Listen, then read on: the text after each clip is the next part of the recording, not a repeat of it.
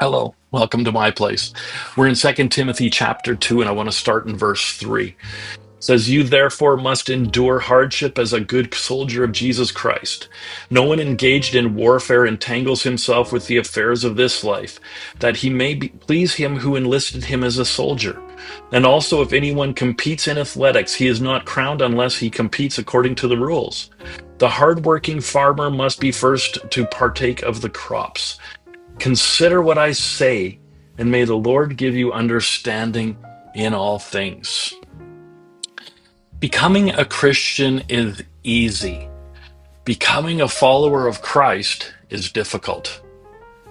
It may seem wrong to hear or to see these words because most people would tell you that being a Christian and being a follower of Christ are one and the same. But in today's world, this is not the case. In the religious sense, becoming a Christian is easy because you just have to say a quick little prayer and all is done. Boom, you're a Christian. But is this really the case? The Bible is full of scriptures that say the way is narrow and few will find it, or that the way is actually difficult. These verses we read today are some of these. It costs a lot to become a follower of Christ. We must be willing to lay aside everything in order to truly follow Christ. Jesus even says in Luke 14:26, "Unless you hate your mother and father, even your own life, you cannot be my disciple." These words are harsh.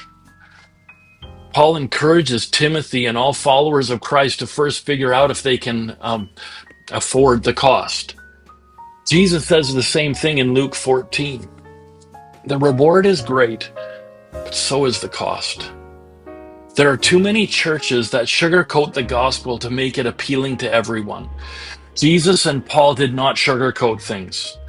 Why else would the Bible tell us there will be trials and temptations, suffering and hardship? We need to have endurance to make it. This is not something we need if the way is easy. Count the cost. If you're going to be a believer and a follower of Christ, you gotta know that the price is one that you can afford. You can't come to God with just half a heart because He's asking for it all. God bless you richly. We'll see you next time.